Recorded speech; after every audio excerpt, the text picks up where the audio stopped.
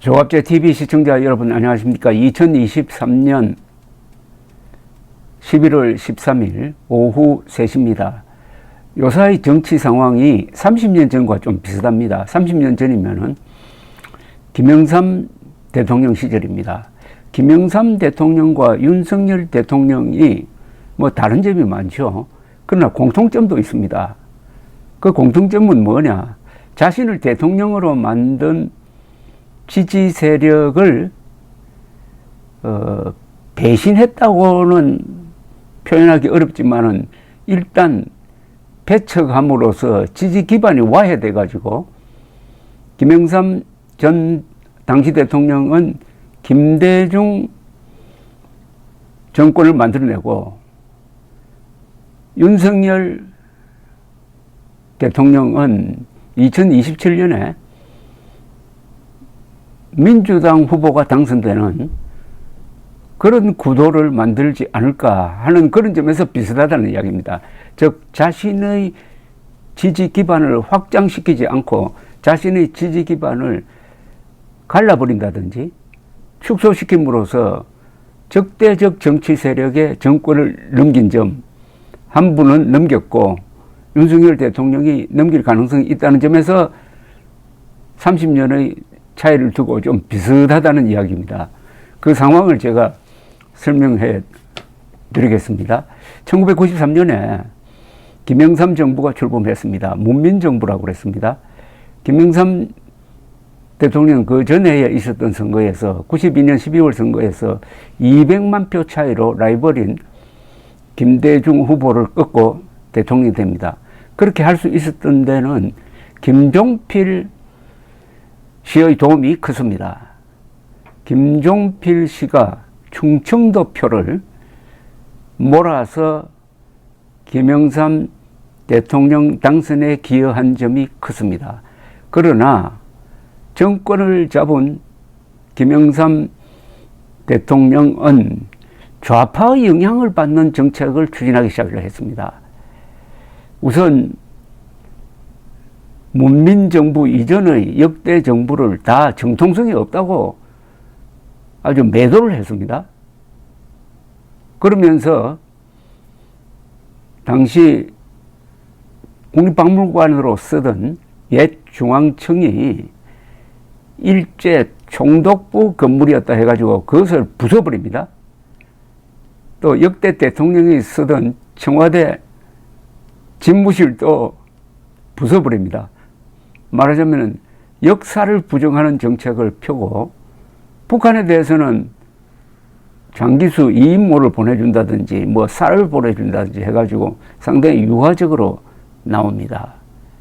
그러다가 노태우 비자금 사건이 터지니까 노태우 전두환 두 전직 대통령을 구속하고 그 다음에 5.18 특별법을 만들어 가지고 광주 문제를 다루는 아주 획기적인 조치를 취하는데 이게 다 자신의 전통적 지지 기반에는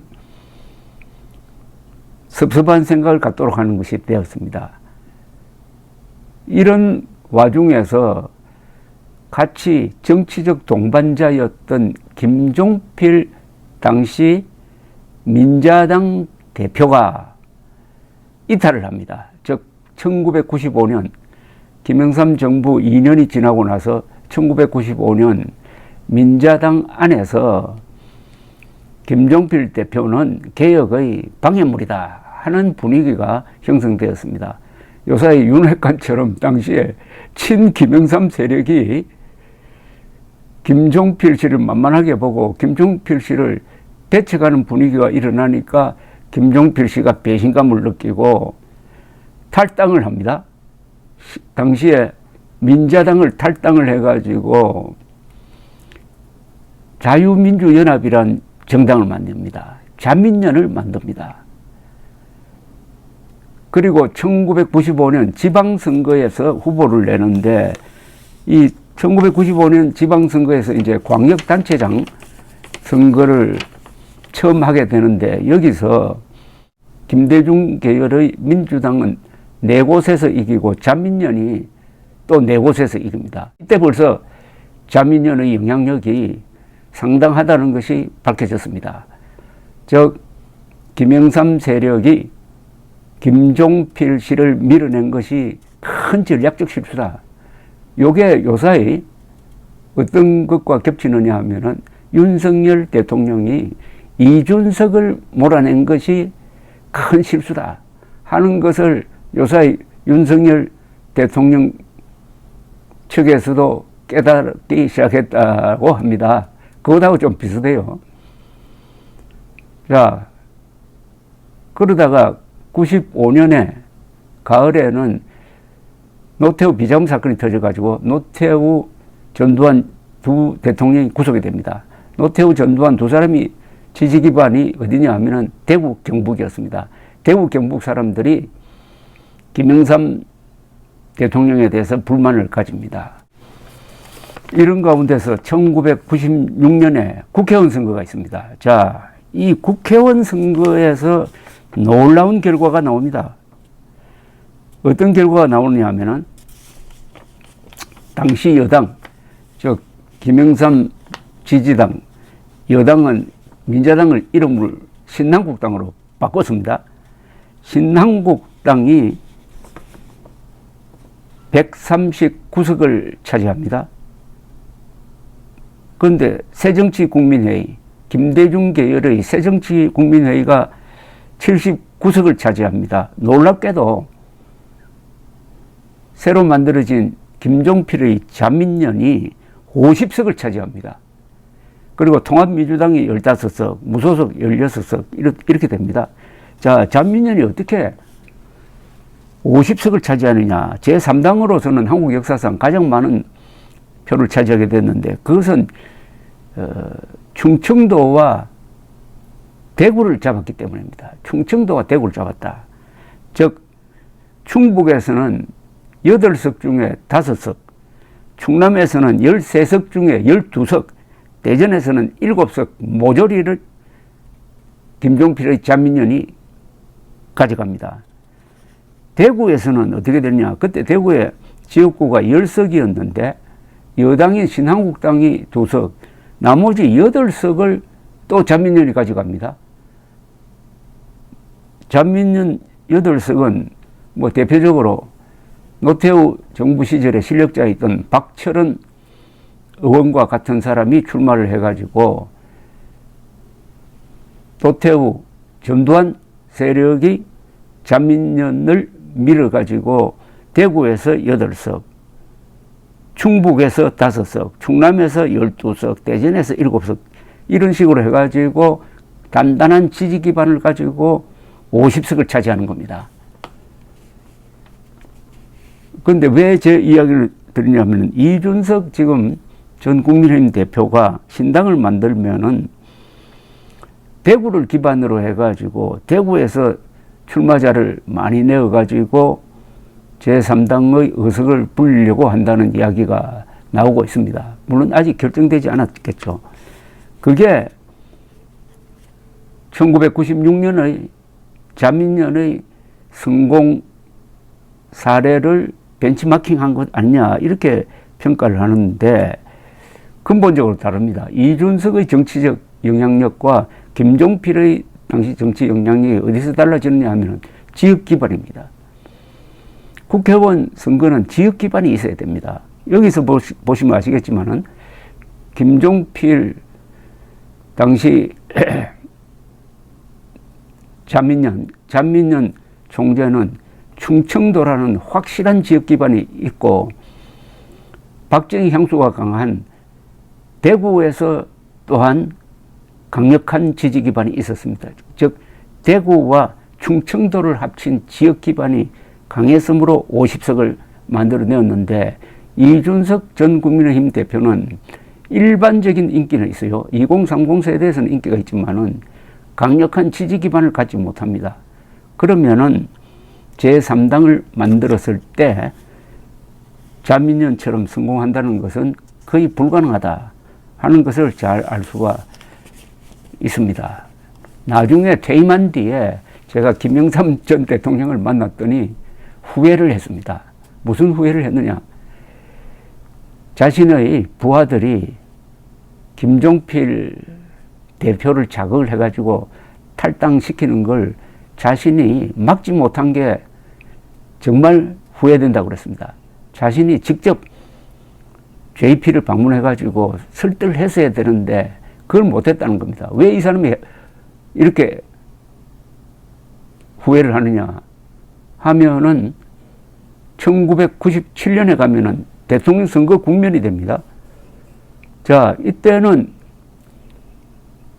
잔민연이 난감했어요. 왜냐? 여론조사를 해보니까 김종필 총재의 지지율이 오르지를 않는 거예요. 아무리 의석수가 많아도 이 대통령 중심제 하에서는 강력한 대통령 후보를 갖지 못하면은 대통령 선거에서 아주 소외되고 맙니다.